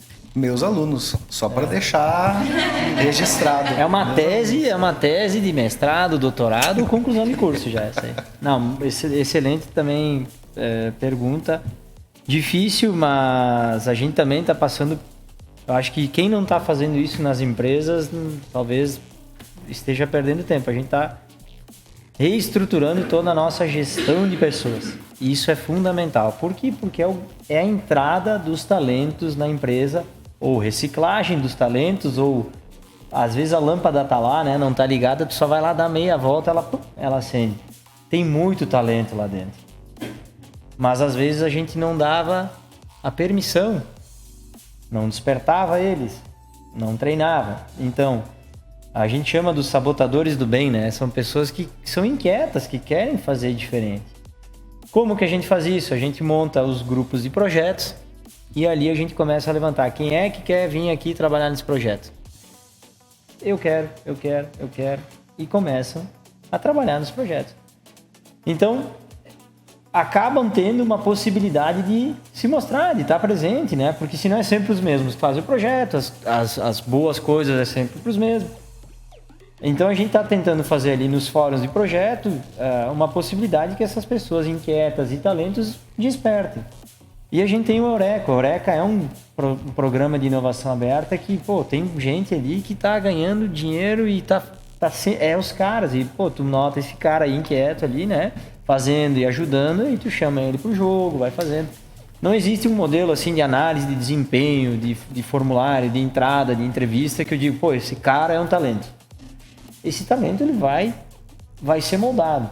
É diferente talvez do futebol, né? Que a gente diz, esse cara vai dar bom, né? Porque tu já acompanha ele há muito tempo. Às vezes na empresa tu não consegue fazer isso num universo tão grande. Então tu usa essas ferramentas para tentar construir aí o talento dentro da organização. Deixa eu fazer uma pergunta intermediária, concordando com o Anderson, que é o seguinte. O talento, claro, tu tem que ter terreno fértil para que ele aconteça, né? Mas a verdade é que a priori é muito difícil de identificar. Complexo. Né? Um talento, ele precisa... O que eu quero dizer é o seguinte, as pessoas, às vezes elas querem uma oportunidade maior muito rápido. Elas precisam ter um tempo de maturação na empresa, até para o gestor poder perceber o trabalho dela, para o trabalho dela poder ter um impacto naquilo. Isso tu não... Vocês estão de parabéns em relação a isso, porque se tu não cria, por exemplo, o Eureka, fóruns para que isso aconteça, tu simplesmente vai deixar de ver muita gente boa, né? É que aí também a gente pega... A gente podia falar isso há muito tempo, mas o que é talento? É chegar no horário? É cumprir prazo? É responder o e-mail? É estar disponível? O que é talento? É complexo isso, né? Então, por isso que eu acho que a gestão por projeto, por entrega, por resultado, vai permitir que as equipes, as pessoas se desenvolvam e mostrem o que elas têm aptidão de fazer. Daqui a pouco eu vou ter uma facilidade de fazer estratégia, eu tenho uma facilidade de articulação, eu sou bom em números, eu sou bom em comunicação. E aí tu cria um time. É difícil ter o Superman ou a Mulher Maravilha que faça tudo isso. Então, por isso que eu acho que o talento não é uma pessoa que é completa. Essa figura não existe mais. Ele talvez seja bom para fazer aquele projeto naquele momento, naquela hora. E depois vai fazer outra coisa, né? Então é complexa essa gestão. Não é simples, mas a gente desperta essas pessoas aí, elas começam e aí a gente permite. Aí eu acho que esse é o rodar da carruagem. Bem bacana. Mais perguntas? Tu comentou que vocês estão na terceira geração. Meu nome é Késia.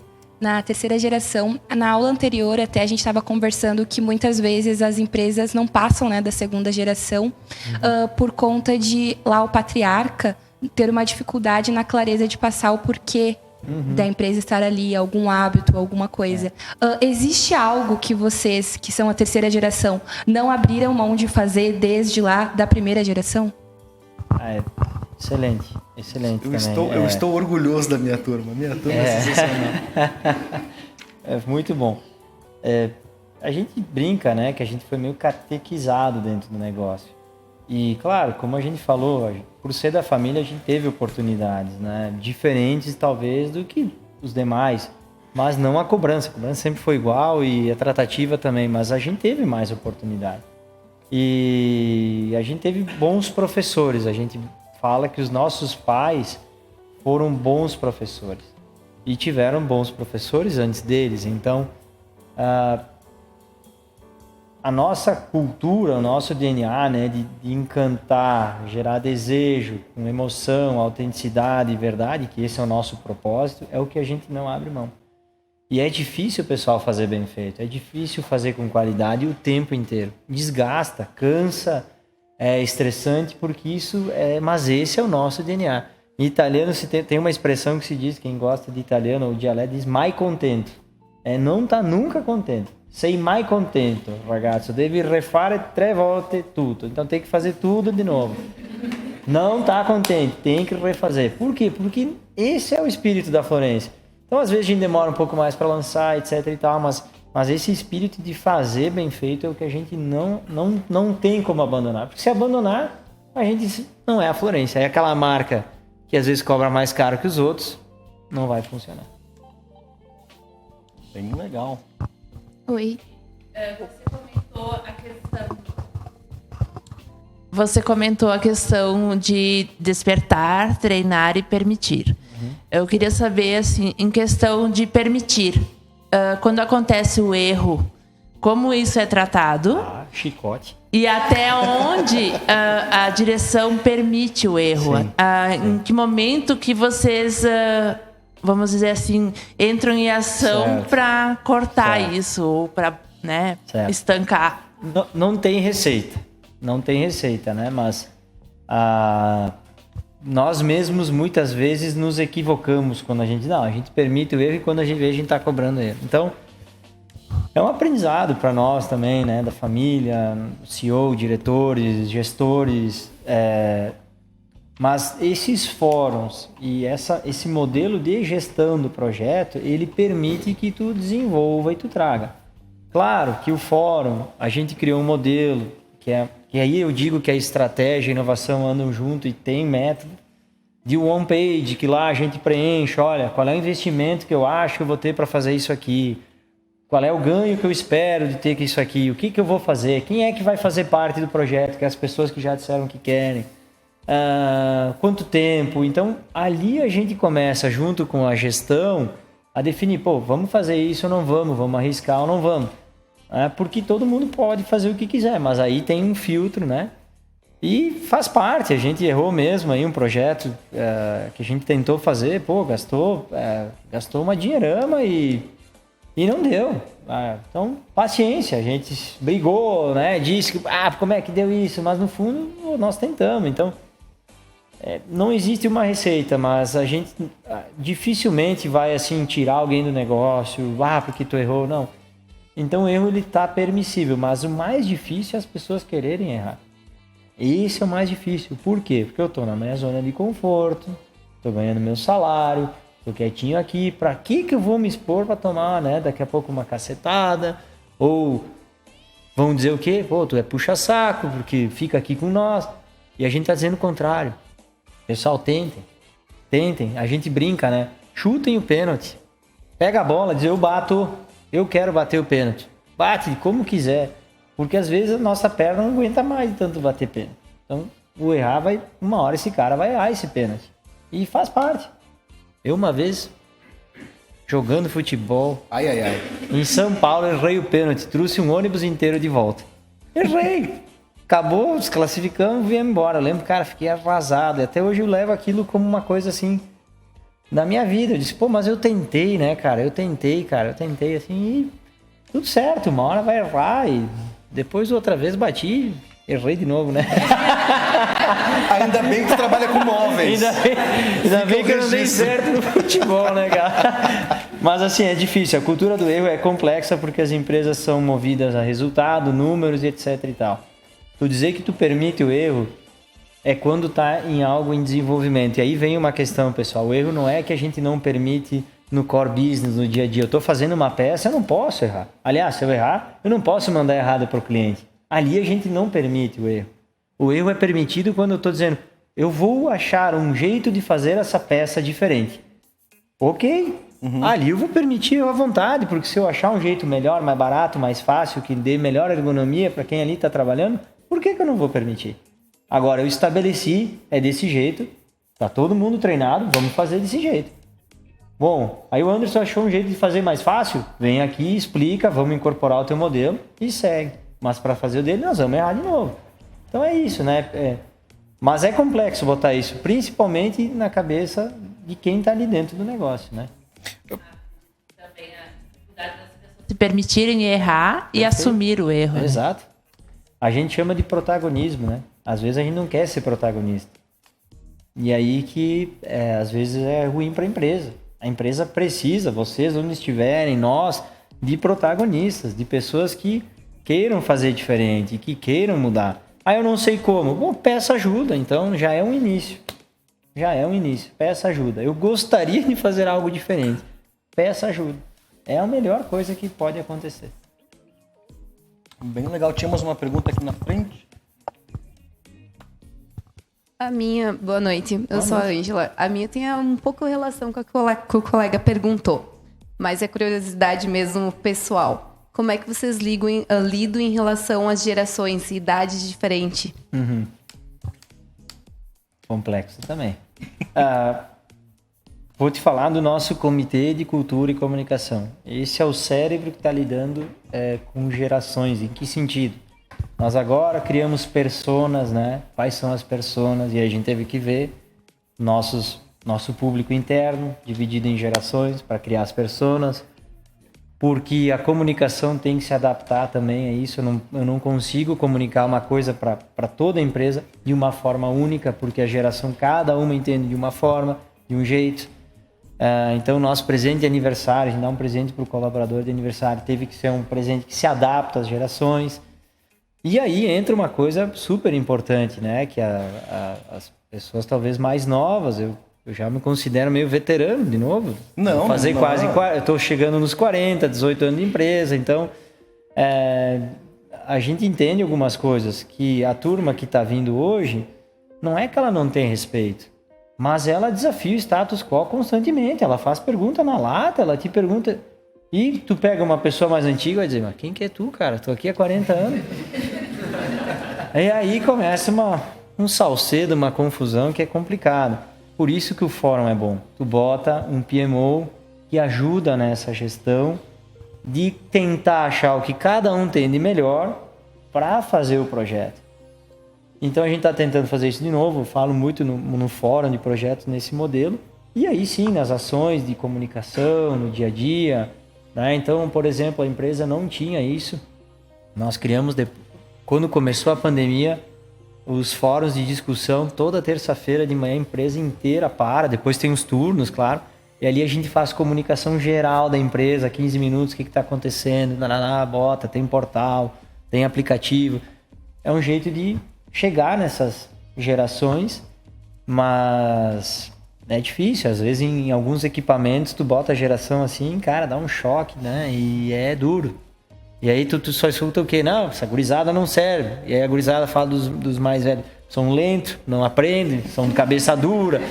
É duro, cara, é duro, mas assim, é uma realidade do mundo e a gente vai ter que achar essa convivência, né? Mas tu tem que botar eles junto, fazer trabalho junto, co-criar junto, e aí tu começa a criar um pouco as barreiras de dizer que eu sei e tu não sabe, né? Difícil, tá? Não é simples.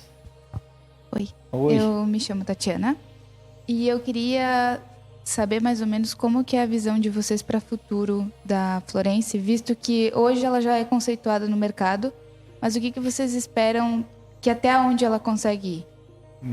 Nossa. Tem que ir pro planejamento essa aí, né?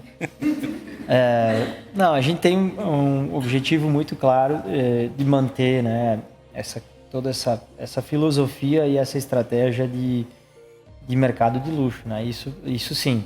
A Florence nunca quis ser a maior, sempre a melhor. E, de novo, ser melhor É difícil. É muito difícil, gente.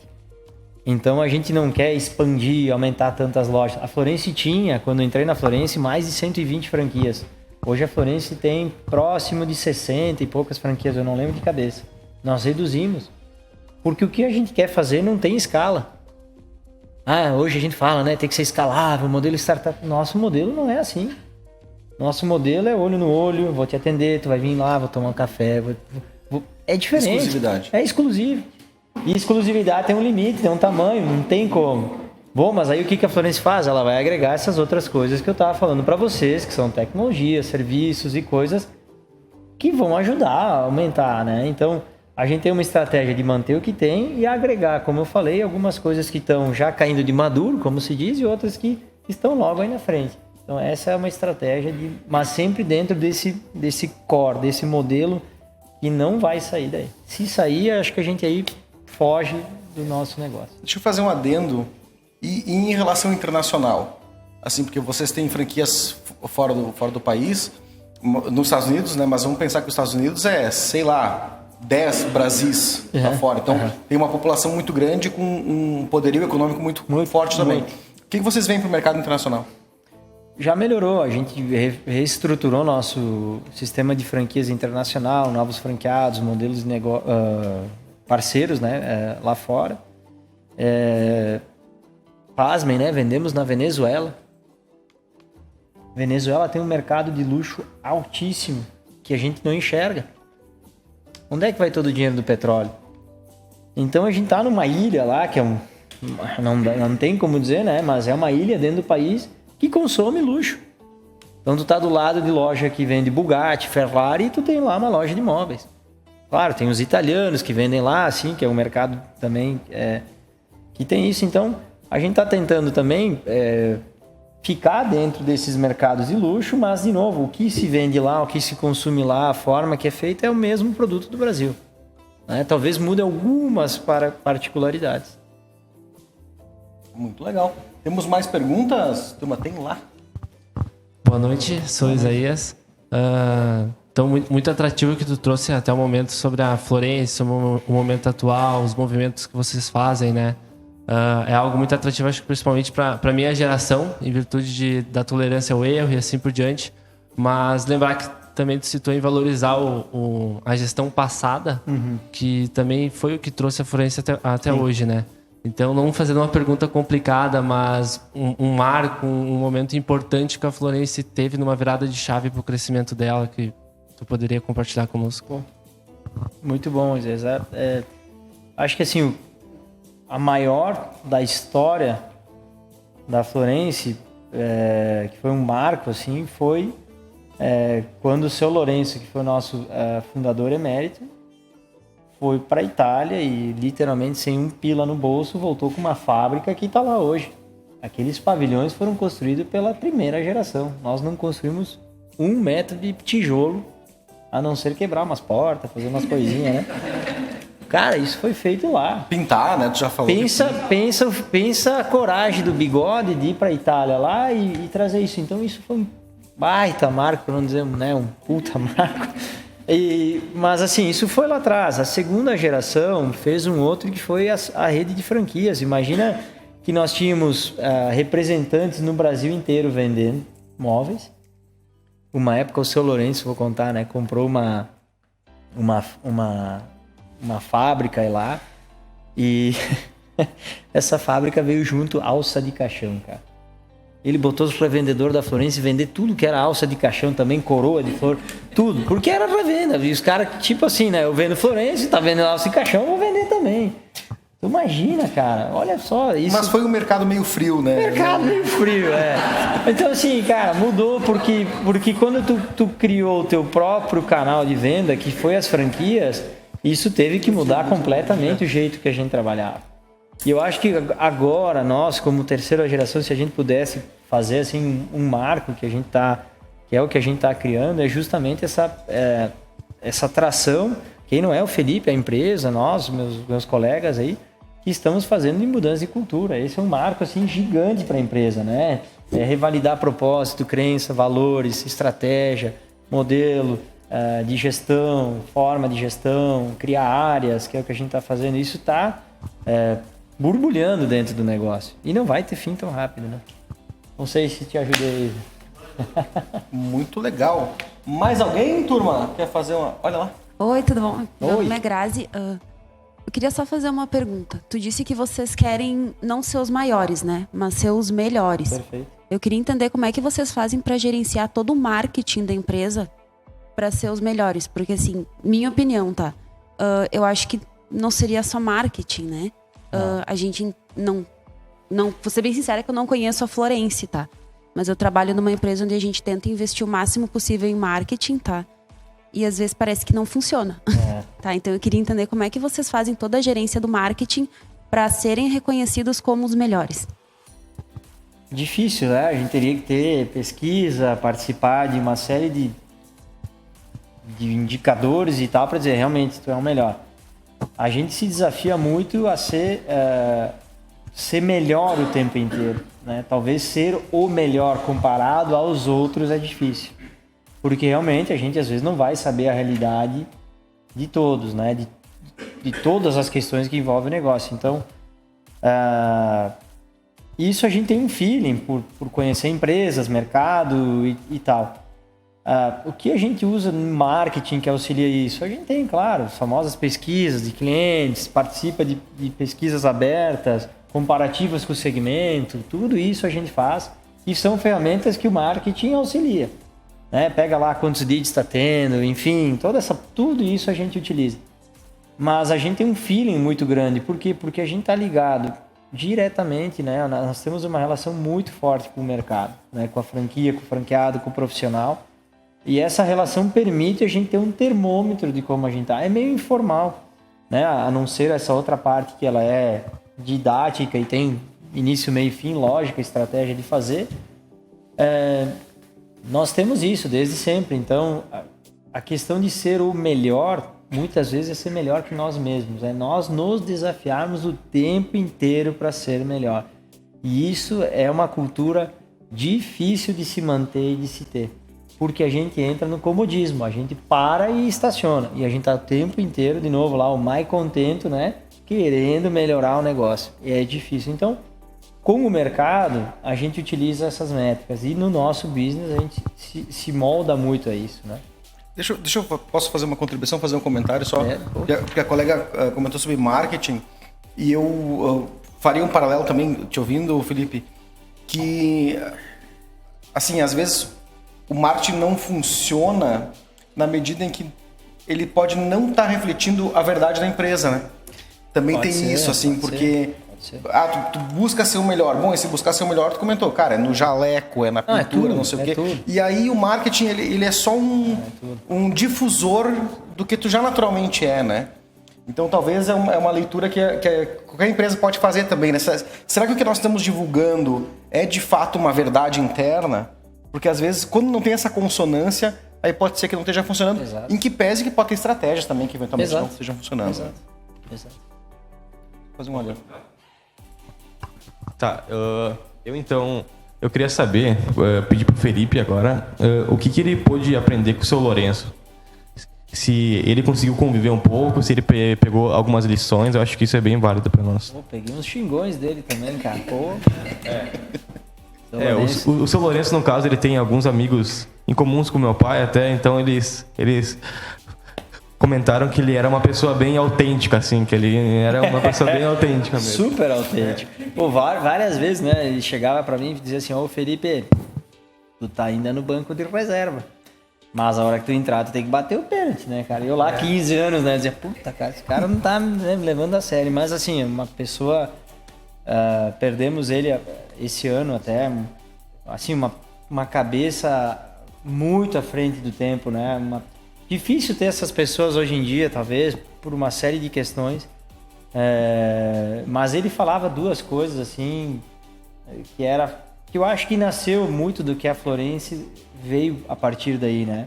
Ele sempre falava, cliente em primeiro lugar, né? E falou, tá falado. Fio do bigode. Então, nessa questão de gestão, de ser transparente, de vou cumprir com o que eu falei, comprometimento. e, pô, satisfazer o cliente, né? Ele sempre... A Florence nasceu vendendo de porta em porta, né? Batia lá, quer comprar uma cama, quer comprar um criado mudo, era assim. Né? Antes de ter o varejo, né? Então, convivi com ele, conseguimos, assim, ter boas experiências, boas trocas, em que pese teve uns xingõezinhos também, né? Mas tudo certo, ele sempre incentivou e sempre quis que a família continuasse no negócio. Sempre. Né? E é isso. Legal. Mais alguém, turma, que quer fazer uma pergunta? Acho que fechamos. Fale agora o cálice. Já pintou mais duas. Tu ameaça que vai terminar, aí ele... Deve estar valendo nota essas perguntas, eu acho. Tu tá anotando aí os nomes? De forma alguma. Teve uma pressão. Tem uma pressãozinha, né? Meu nome é Bruna. Eu vou pedir da parte que mais me interessa, mas no mercado internacional, né? Vocês vendem produtos de luxo. Por exemplo, quando tu vai exportar para os Estados Unidos e o produto chegar variado, qual que é a parte do suporte ao cliente? Como é que tu vai fazer para resolver se teu produto chegar estragado e tu tá oferecendo um produto de luxo? Como é que é o suporte lá fora? Demora. E a questão do produto. Quando ele é produzido, eu sei que vocês importam também. Ele não é 100% produzido brasileiro, com 100% matéria-prima, né? Tem produtos importados também. Não, muitos dos nossos insumos são importados. Né? Lâmina de madeira, ferragens, acessórios, muita coisa. Né? Então, importado da Itália, Suíça, Áustria, Alemanha, Espanha, Estados Unidos, China também tem. Então, muita coisa importada. Faz parte, né? O mercado moveleiro hoje é assim. É difícil no nosso segmento usar apenas matérias-primas do Brasil. Quase impossível. Mas no que compete a logística e tudo mais, as franquias lá no exterior têm uma estrutura como aqui no Brasil. Se acontecer um sinistro numa peça, vai ter que ser solicitada uma assistência, isso demora, então o lead time é muito grande. Mas, de novo, isso é a Florence e todo mundo que está no mercado, por exemplo, americano, porque quem faz mercado de luxo lá é italiano. Então, é normal, é sabido que isso existe. Então, tem lá, tem equipe lá, a gente tem uma estrutura de pessoas lá. Hoje a gente tem entre Miami, Nova York e Houston, acho que são mais de 50 pessoas no negócio, né, que fazem toda essa parte de gestão, entrega, instalação, pós-venda, montagem. Então tem um time, tem uma estrutura. Nós não entregamos o móvel lá para um terceiro e ele faz. Não, existe uma loja física, um depósito, toda essa gestão. Muito legal. Aqui na frente. Boa noite, Felipe, tudo bem? Meu nome é Jordan. A minha pergunta vai ao encontro do que o meu colega Anderson perguntou. A Florence está na terceira geração, 70 anos. Tu estás há 18 anos na companhia, né? Tu enfrenta muita resistência dessa quebra de cultura com a família, com os familiares, dessa quebra de paradigmas? Tu enfrenta muita resistência interna ou não? Sim, todo dia. Porque eu, na função CTO, eu teria que ser o exemplo e a pessoa maior que puxaria tudo isso que a gente está falando. Então, dar o exemplo, mostrar que pode, trazer gente junto, vamos lá, permitir, preparar e tal. E o sistema imunológico vai tentar sempre fazer voltar ao que era. É normal. Perfeito. Vai fazer isso o tempo inteiro. Então, como é que a gente faz isso? A gente começa pela beirada, em processos que não são tão estratégicos dentro de uma área. Então, tu começa a ir mudando. Então, botamos lá o MURB no transporte, né? Hoje a gente já tem mais de 15 startups conectadas dentro da Florence para quebrar essas regras. Mas sempre foi assim, pessoal. Mas tu imagina que nós, para viajar, a gente tinha que pedir adiantamento, pegar uma folha, assinatura do diretor, assinatura do gerente. Hoje eu peço adiantamento, eu vou viajar, eu tenho um orçamento, eu tenho um aplicativo, uma startup lá que é Expresso, que é controle de despesa, vou fazendo, isso faz foto, financeiro aprova, se tem que reembolsar, já manda um Pix, já vai, acabou. Antes o diretor, o gerente tinha que ficar pegando 1000 papel, será que consumiu? Vou ver o que deu aqui. Uma coca, uma lata. Tomou 2 cocas. Ô, meu, por que tu tomou 2 cocas? Se a gente tem que ir uma coca. Só que é difícil, né? Então, é uma mudança de paradigma. Mas para isso que tem que ter uma confiança. As pessoas que vão fazer parte também têm que entender que essa liberdade tem responsabilidade. Essa é uma questão estratégica. Responsabilidade com essa questão aí, né? Então, acho que é isso. Muito bacana. Temos mais alguma? Então, se não temos mais nenhuma, vamos para o quadro final. Opa! Edu, vamos para os nossos 60 segundos. Caraca, minuto final. Parece o filme, então. Exatamente. Que é um bate-bola. Eu te faço vou fazer algumas perguntinhas e tu me responde rapidamente com a primeira frase que te vier à cabeça. Quem vai votar? Torce pra quem? Inclusive, hoje, como um dia que depois, daqui hoje é uma quinta-feira, o último dia de propaganda eleitoral, vai ter debate depois, né, dos presidenciáveis. Então seria uma pergunta bem pertinente. Mas acho que não vou fazer essa pergunta. A Denise está fazendo assim para mim não fazer essa pergunta. Eu passo. Ou sobre religião, algum tema assim que é fácil da gente conversar. Vamos lá, então? Bora lá. Então, perguntas finais, 60 segundos. Tem como inovar sendo conservador? Mais difícil, mas tem, porque também o conservador tem uma verdade por trás dele. A alfaiataria, moda, às vezes é conservadora. Então existe moda inovadora no modelo conservador. Mas existe moda no modelo inovador que é totalmente disruptiva. Então sim, tem. Legal. O que é preciso para competir no cenário global? É uma boa estratégia. O que um profissional precisa ter ou ser para estar preparado para o futuro? Em italiano se diz voia. Vontade.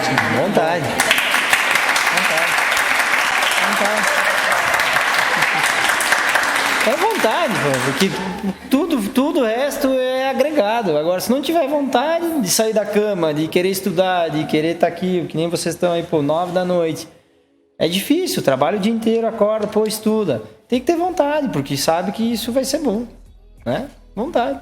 E para fechar, mas talvez já tenha antecipado, mas vou te pedir um raciocínio adicional. É a pergunta que a gente faz sempre. Para você, Felipe, qual é o segredo do sucesso?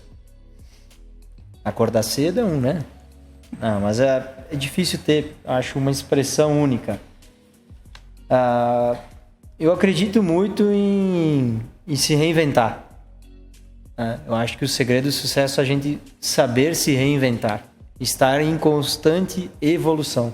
Porque a hora que a gente achar que sabe que está acomodado de novo, eu acho que esse é um pecado que o ser humano não devia fazer nem no amor, nem no amigo, nem na sociedade, nem na tudo. Então é o tempo inteiro reinventar, porque aí a coisa não cai no comodismo, né? Acho que esse se reinventar é necessário, né?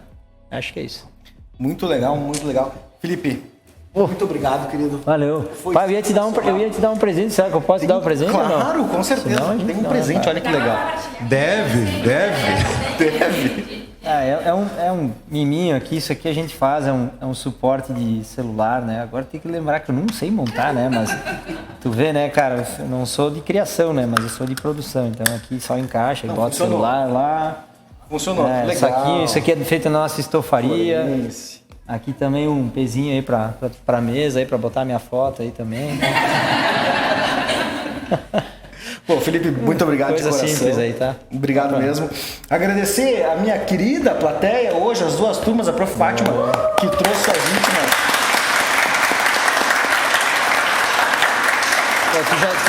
Tu já sai com a incumbência de fazer a visita lá e eu pago o almoço. Fechado? Não, com certeza faremos isso, né, turma? Programar.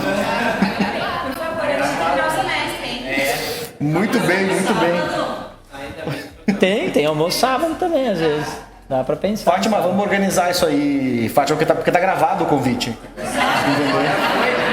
Até o cardápio, né? Pizza, pode ter pizza.